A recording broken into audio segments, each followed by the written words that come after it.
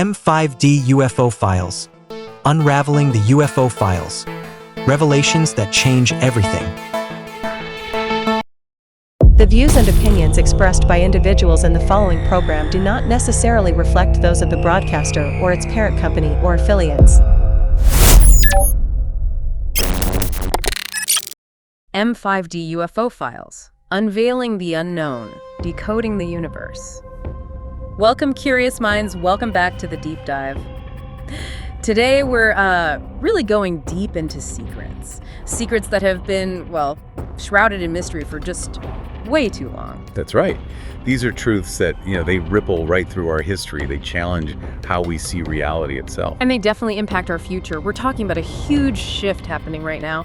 Revelations that they're changing everything we thought we knew. Making us realize that, the truth really is closer than we think. For decades, just mentioning UFOs or UAPs, the official term now, you'd get dismissed instantly, right? Pushed to the fringes. Absolutely. But that whole narrative, it's crumbling. You can see it happening. The evidence is just piling up, pointing to something really profound. And there's this buzz, you can feel it among serious professionals. Not just enthusiasts either. We're talking top aerospace people, physicists, national security folks. Exactly. People whose work now directly connects to, well, what many are calling EBEs, extraterrestrial biological entities. And it's more than just changing the name from UFO to UAP. It feels like a fundamental shift in thinking in official circles, too. And here's where it gets really, really interesting. It feels like we're right on the edge of a major breakthrough. Public understanding, I mean. Just a few weeks back, someone highly placed strongly hinted at a public congressional hearing on UFOs and UAPs this year. A public hearing after all this time. Can you even imagine, after generations of silence, denial, ridicule, the idea of getting that headline, "We're not alone, we never have been"? Wow. Yeah, that would be like a drink of water for people who have been searching for answers for so long. A vital drink, exactly. And what's really striking here is just how fast things are moving now. Public perception, official acknowledgement, it's speeding up. It's not just talk anymore, is it? No, it's actually in the law now. December 15th, 2021, the Pentagon officially authorized a permanent UAP office. Permanent, that word really jumps out. It does. They haven't used permanent like that in, 80 years in this context? It's a big deal. So this new office, it came out of the 2022 National Defense Authorization Act. That's the one. The goal is to coordinate all the UAP data, make it accessible, cross-reference it, not just for U.S. intelligence, but for our allies, too. It signals a real commitment, then. They're acknowledging these things are real and persistent. And a potential factor in national security. Absolutely. Yeah. It forces a reevaluation of everything we thought we knew about our airspace. Which leads to the big question, why now? Why this push for transparency, or at least more transparency? Well, the stated goal is, 1, figure out where these UAPs come from, and 2, crucially, do they pose a threat to Earth life? That threat language again. Reminds me of Louis Elizondo and ATIP. He questioned that too, didn't he? He did. The Advanced Aerospace Threat Identification Program. The name itself implies a threat. It suggests they're really grappling with the implications, What does this knowledge actually mean? So if you step back, this isn't really sudden, is it? It feels more like a slow reveal. I think that's right. It seems the U.S. government is only very slowly admitting what sources say they've known since World War II. Which is? That these incredible aerial phenomena, they are absolutely not made by humans. Wow. So the big secret, the core of it all, UFOs, ETs, whatever term you use, covered up since the war ended. That's the claim.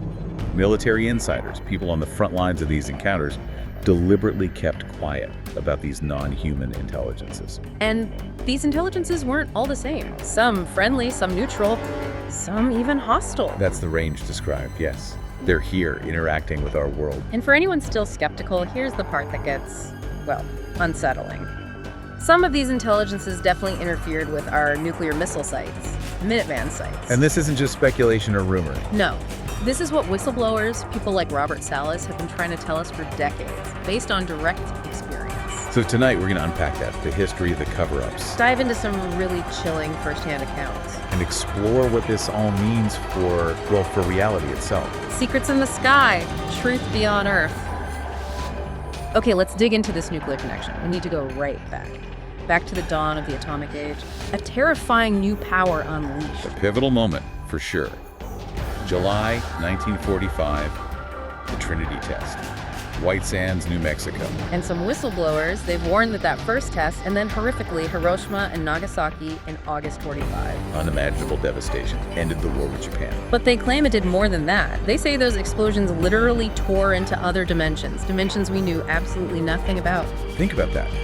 Our first steps into the nuclear age weren't just earthly events. They were cosmic tremors, ripping the fabric of reality. It's mind-boggling. Did we inadvertently send out a signal, open a door? It certainly suggests our actions might have had consequences far beyond what we understood at the time. So what was the reaction, if this theory holds water? Well, according to these sources, that is precisely why further nuclear bomb tests on Earth had to be stopped, or at least curtailed. Stopped by whom? By certain extraterrestrial biological entities, EBEs, monitoring our planet from their advanced craft, their UAPs. Like an immediate, almost protective response. That's how it's framed. A deep concern about the ripple effects of our new power. Yeah. Let's put it in context. The Manhattan Project, Los Alamos. Highly secret. Did Trinity test July 16th, 1945? White Sands. Then August 6th, Hiroshima. Estimated 80,000 immediate deaths.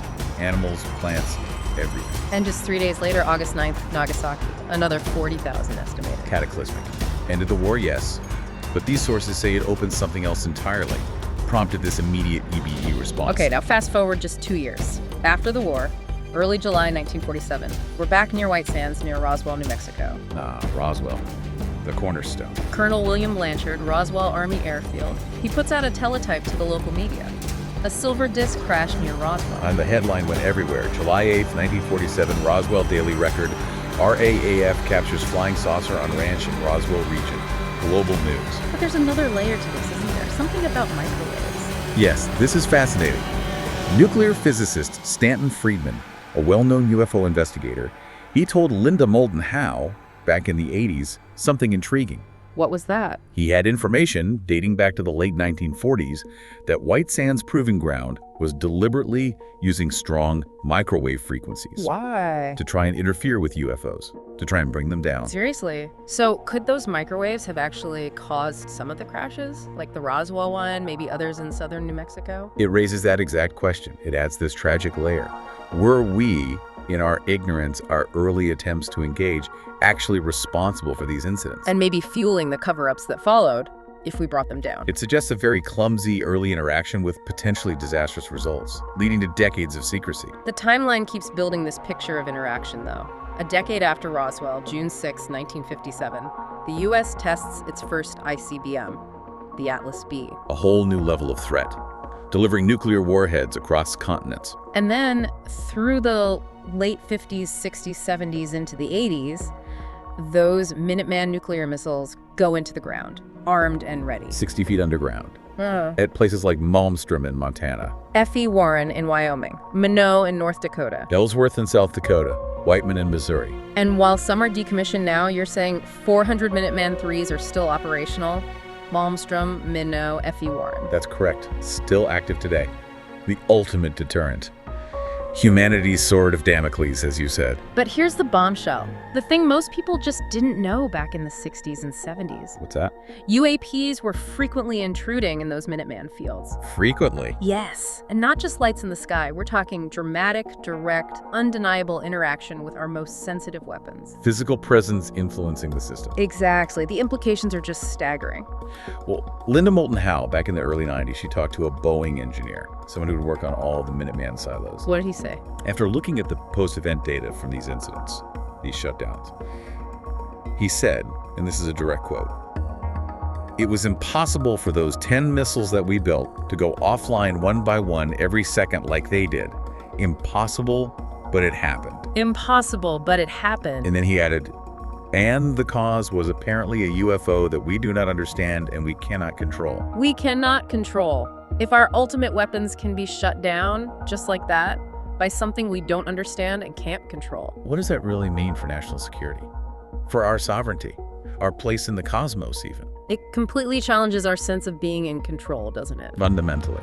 So, thinking about that, Linda spoke recently with Robert Salas, right? Retired Air Force launch officer. Yes, Captain Robert Salas. He was at Malmstrom during one of the big incidents.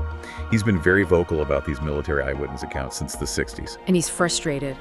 Deeply frustrated that so many people, even in Congress, just don't know the hard facts. that these advanced intelligences interacted with and took complete control over our most dangerous weapons. He was there. He was underground when it happened to his missiles. 80 feet underground. Got a call from security police topside.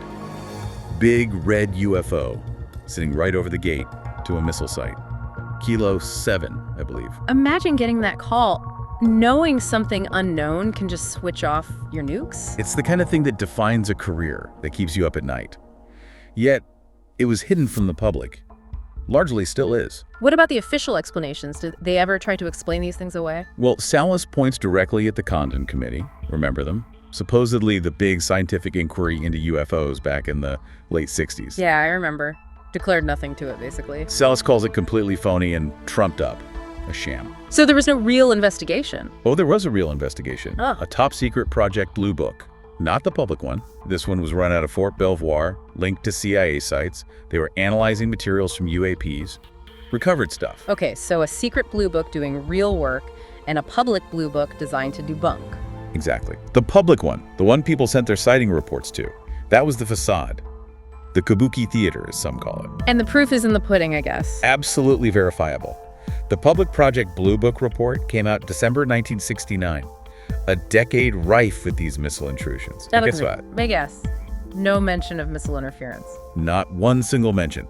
Even though multiple incidents, like the ones at Malmstrom, happened just 2 years earlier, in March 1967. They knew. Wow, so engineers, scientists, military, intel, they knew the truth. But the official policy was total denial. A deep, pervasive secrecy. It created this situation where nobody knows what's real anymore. Meanwhile, behind the curtain, Interactions with EPEs, maybe even interviews? that's what some sources claim.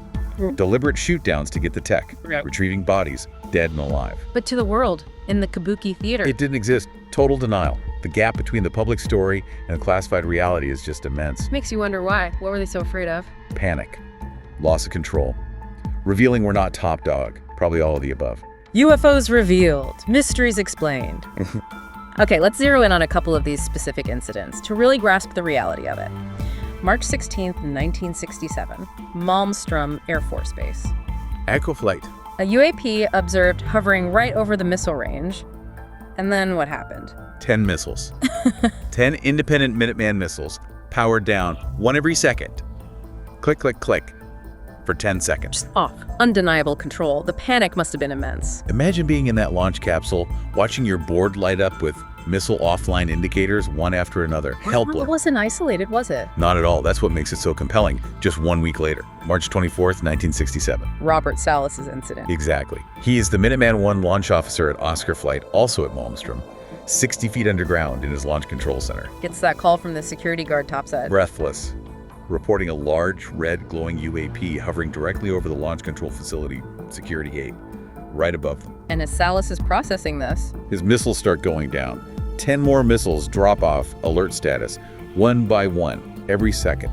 Exactly like Echo Flight the week before. it's a pattern. Precise, controlled, intentional. It's not a malfunction, it's a demonstration. Salas has written about this extensively. Faded giant, unidentified. His testimony is crystal clear, firsthand, terrifying. Okay, now let's jump forward a decade to another account that really pushes the boundaries, involving Mario Anthony Woods Jr. Retired Air Force Security Police, ground defense specialist on nuclear weapons. November 1977, Ellsworth Air Force Base, South Dakota. He's a 22-year-old senior airman at the time. And he witnesses some very dramatic UAP activity. But his experience goes way beyond just witnessing. Tell us about it. He was on night shift. Yeah, 6 p.m. to 6 a.m. Around 9:30 p.m., clear night sky. He sees a light flashing, about 30 degrees above the horizon. Not a star. Definitely not. Doesn't look like any star I've seen, he thought. It fluctuated, had a weird tint. Didn't move much at first, just shimmered. So what did he do? He thought maybe it was someone messing around, maybe a helicopter pilot playing games. So, with a bit of prairie humor, he goes inside the flight security controller's office. Yeah. He starts flipping the facility lights. Big lights, 12 or 14 of them, on the building corners, fence lines. Flips them on and off, 6 or 8 times, like Morse code, almost. Signaling. A human attempt to communicate. What happened? He goes back outside. The light in the sky changes intensity, reacts. Then bam, it just goes out. Whoa! Direct response. He's perplexed, astonished. Then just as suddenly, it comes back on. So he tries again. Thinks, okay, let's have some fun with this. Yeah. Goes back in, flips the lights again, same sequence, 6 or 8 times. Walks back out, it's off again. Then it reappears. Same elevation, but it's moved. More north now.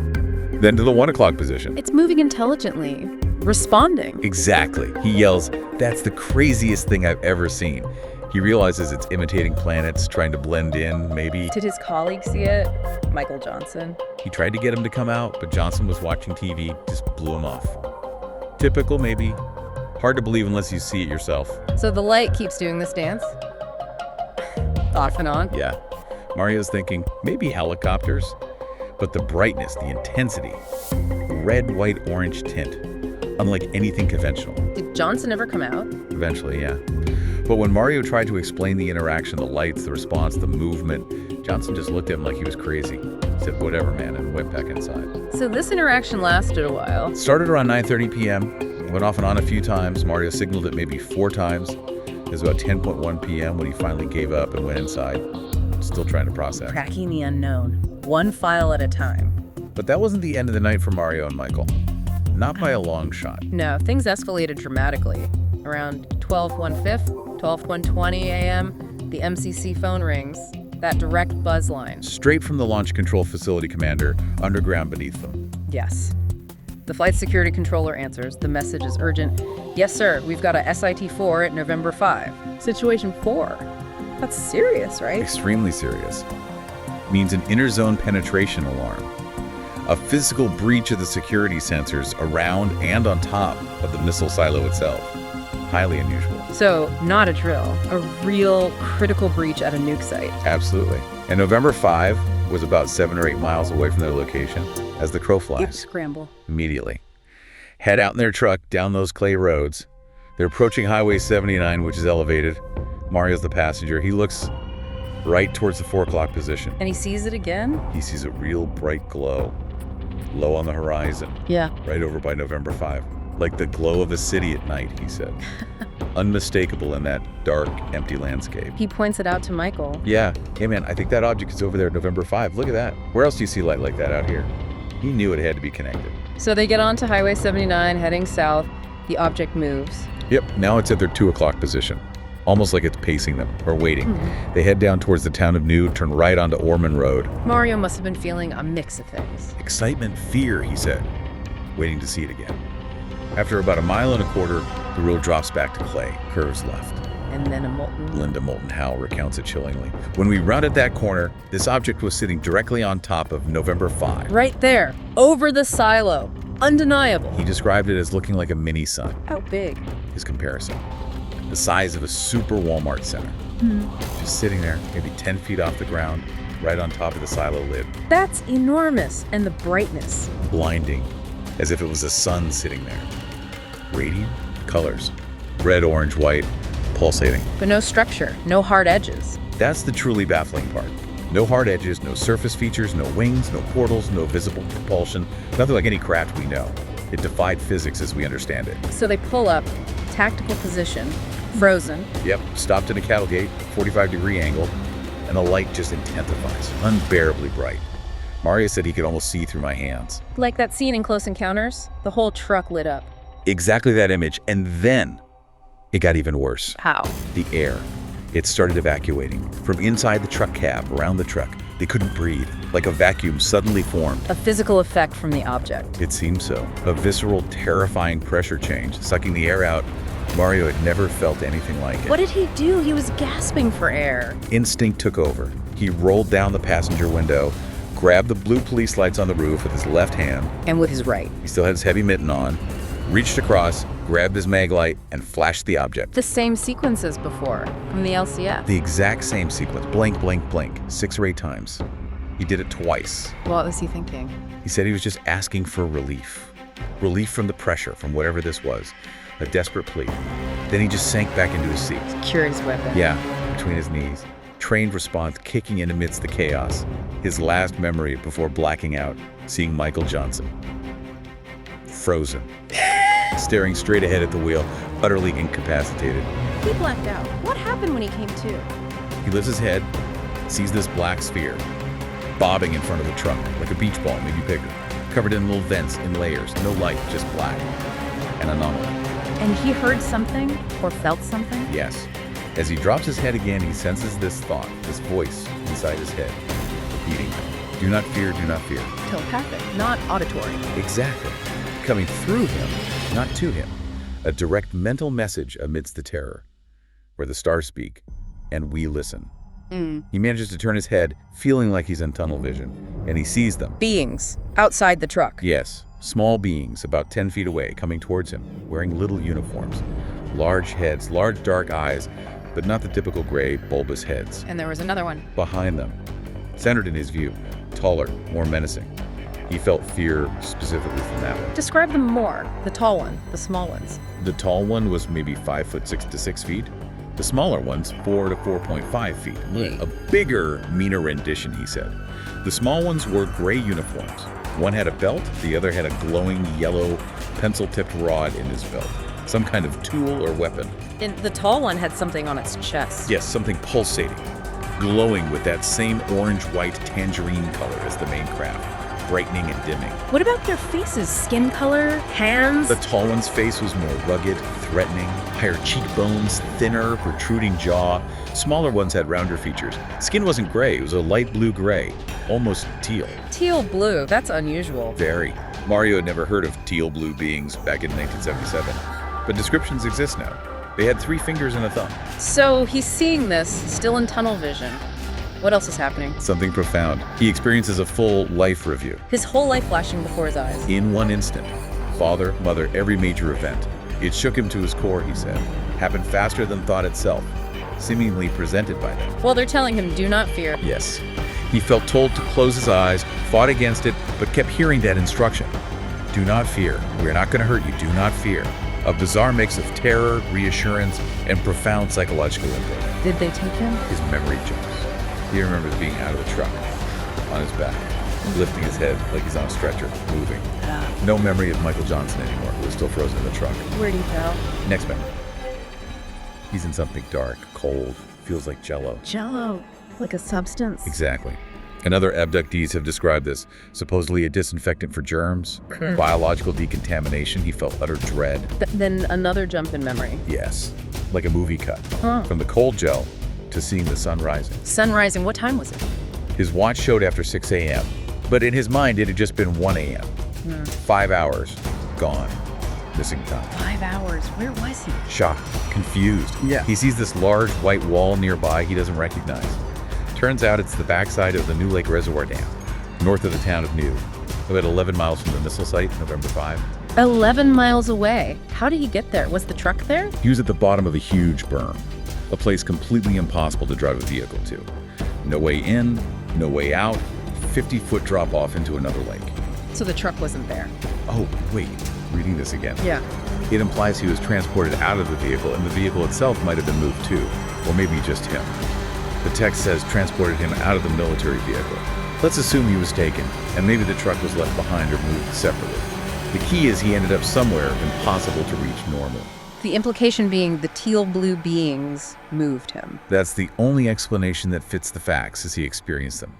He believes they took him back near where the interaction started, with the flashing lights, a full circle. Does he think flashing the mag light was what triggered the abduction? He wonders. He now thinks maybe the small beings he flashed were just probes or scouts from the larger craft, the mini-sun. And maybe his signal was misinterpreted, or taken as consent. Has he remembered anything else? Dreams? Yes, recurring, vivid dreams. Being inside the larger craft. In a room full of Earth artifacts. What kind of artifacts? Old stuff. Box TVs, radios, antennas, sewing machines, typewriters, 20th century tech. Like alien archaeologists collecting samples. Studying us through our technology. Exactly. And some things were floating, showing their control over gravity, inertia. Did he interact with them in the dream? He asked, why do you have all this old stuff? Doesn't remember getting an answer. Noted the walls were alive with circuits, lights. What else did he see? Walk down a hallway, sliding door opens. Reveals a fog-filled area, looks up, sees a gargantuan interior. Multi-layered, like a house cut in half. Rooms everywhere, high up. little beings moving all around, a vast populated interior. So what was the point of showing him this collection? Linda Moulton Howe's interpretation is compelling. Basically, they were communicating. We study your planet. We collect from your planet. You are now on our craft. Here's some of what we've taken. And we've taken you. A demonstration of their methods and reach. Were there trophies too? Yes, he mentioned trophies. Objects may be signifying something more than just technological samples. Milestones, curiosities. It implies this deep, long-term analytical interest in us. What does Mario think their motivations are? The tall ones versus the short ones? He feels the tall ones hold the real mission, the knowledge. The shorter ones are workers, maybe AI, cyborgs, robots, though he saw pupils suggesting life. And what do they want from humans? He believes they want understanding, to know what makes us tick, why we war, our deepest thoughts, fears, everything. He thinks they can analyze the mind, the soul even. Yes, separate from the body, analyze it in ways we can't imagine, which connects to his own later out-of-body sensations that day, feeling like he was leaving his body. What happened to Michael Johnson, his partner? Profoundly affected, totally non-functional in the truck after the event. 2 weeks later, finds Mario, still traumatized. Michael remembered the do not fear message, but couldn't speak about the incident. Medically disqualified. Yes. Career ended. But he told Mario one crucial detail later. He saw Mario's glove on a shiny floor. Inside the craft, presumably. Mario's glove. Remember, Mario grabbed the truck's blue light with his left gloved hand, flashed the mag light with his right hand. His right glove was missing afterwards. So Michael saw the missing glove inside. Corroboration. Exactly. And Linda Howe suggests maybe Mario flashing the light, struggling, was seen as that signal of permission. That's when they took him. Any physical evidence on Mario? Burns. Right side of his face, back of his right hand. The flight surgeon took skin samples, tangible proof of something anomalous and traumatic. M5D UFO Files, where conspiracies meet real evidence. But the most chilling part of Mario's experience, the vision he had on the craft. Yes, this feels like the core message. He describes seeing this picture in his mind, like looking out a window frame. And seeing what? A huge nuclear explosion, a mushroom cloud erupting from the ground. His first thought, run. Then the realization, where am I gonna run to? A vision of nuclear apocalypse. He believes it was direct communication from the beings. A warning. What was the warning? Essentially, this could be your future if things don't change. If peace doesn't prevail, this could be everybody's future. Wow. A profound, terrifying warning, delivered right after interfering with a nuclear site. It ties it all together, doesn't it? Their concern about our nukes. It strongly suggests their intervention isn't random. It's driven by a deep concern about our potential for self-destruction, and perhaps the wider consequences of that. Which brings us to this idea of a multidimensional universe. Right. This theory attempts to explain why they care so much about our nuclear tech. If we exist in a multidimensional reality. Like pages in a book, existing side by side. Sort of. And the theory posits that every atomic and hydrogen bomb we detonate doesn't just affect our dimension, our page. It tears into other dimensions, causes damage we're completely unaware of. Energetic ripples disrupting adjacent realities. Precisely. And these 9 humans, the tall whites, Nordics, often mentioned, they aren't necessarily hostile to us, but they get very aggressive about anything we do that harms other life forms, here or in those other dimensions. Protecting the neighborhood, essentially. You could see it that way. And what's fascinating is mainstream physics, quantum mechanics, string theory, M theory, they're increasingly exploring these ideas. Multi-dimensions aren't just sci-fi anymore, it's becoming a theoretical possibility. It provides a potential framework for their actions. A motivation that makes sense, if the premise is true. And there are personal accounts that seem to touch on this. Whitley Strieber. Yes, the author and experiencer. He reported an incredible 3-day event in 2019 near the Lakota Sioux Reservation. What happened? Driving along, he closed his eyes and saw another version of the world around him, in vivid detail. A hallucination. He insists not. He could see this other world passing by outside the car with his eyes closed. A world similar, but different. Not as technologically advanced in some ways, but with a science far beyond ours in others. A parallel reality superimposed on ours. That's how it sounds. He even had another experience later, riding a bike in what seemed like his neighborhood, but subtly different. Traffic lights were square with arrows. Tried to call a friend in that reality, who didn't understand his descriptions. He even got pulled over by police there. Yes, handed a Q&A sheet for driving rules in an unreadable script. These sound like immersive, interactive experiences in a tangible, parallel place, suggesting consciousness might be able to shift between these realities. So what are the implications if these dimensions are so close? Straber asks the terrifying question. If the distance is next to nothing, then if we blow off an atomic bomb here, what happens there? A direct, catastrophic ripple effect. Yeah. Justifying the EBE's concern. Exactly. He even wonders about dreaming. Are we actually changing bodies, swapping consciousness with another version of ourselves in another universe when we sleep? Wow. That makes our connection to these other dimensions incredibly intimate. Far more than we might imagine. So what do these sources say about the visitors themselves, their nature? The picture painted is complex. Some accounts suggest they say there's fundamentally only one human species with many races spread throughout the universe, huge and extraordinary. A cosmic view of humanity. And that these visitors are incredibly ancient. Millions, maybe billions of years older than us, advanced beyond measure. And they have an interest in life itself. A vested interest in promoting life. They see organic life as a miracle. Homo sapiens on Earth, a late experiment they're studying intensely. Why study us so intensely? Reportedly, because they discovered we have something unique, something they lack. A core soul. This makes us fascinating to them. A soul? That's a profound claim. It is. And they've supposedly been harvesting resources, data from Earth for millions of years. A long-term presence. Their motives sound incredibly complex. Like playing 16-layered chess, is how one source put it. Hard for our minds to fully grasp their long game, their full agenda. Is there anything about future events? Predictions? There's one chilling remote viewing account by Buddy Baldwin, someone with verified contract work for the CIA, NSA, DIA. What did he see? The number 2036. Yeah. And a sustained pulsing of our sun. Some classified sources apparently call it a micronova, an event causing significant damage to Earth. And the implication is the EBEs know about this? It's believed they understand all the cosmic cycles affecting our solar system, cycles we're only just beginning to grasp. Their knowledge is far superior. So maybe their intervention isn't just about nukes and dimensions. Maybe it's about protecting us from larger cosmic threats too. It's a possibility. Acting as cosmic custodians, perhaps. Protecting their experiment or the planet itself. So bringing this all together, where does this leave us? You, the listener. The evidence, the testimonies, the cover-ups, the multi-dimensional implications, it all points one way, doesn't it? We are not alone. And these visitors aren't just passing through. They have an agenda. They understand our world, our cosmos, in ways we don't. And they've repeatedly shown interest, even interfered, with our most dangerous toys, our nukes. The question really isn't if anymore. It's what now?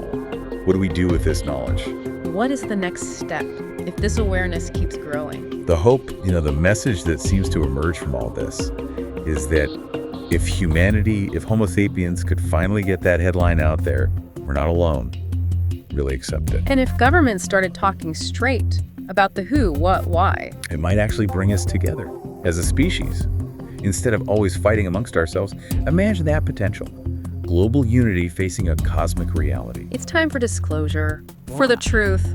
Many believe it's long overdue to understand our real place in this vast, complex universe. For you listening, think about that. What would it mean truly to know we're part of a cosmic neighborhood? How would that change us? Our priorities? Our future? Definitely a lot to think about. We hope this deep dive has given you plenty to ponder, maybe inspired you to look up tonight with fresh eyes, renewed wonder. M5D UFO Files. Beyond sight, beyond reason. M5D UFO Files. Unraveling the UFO Files. Revelations that change everything.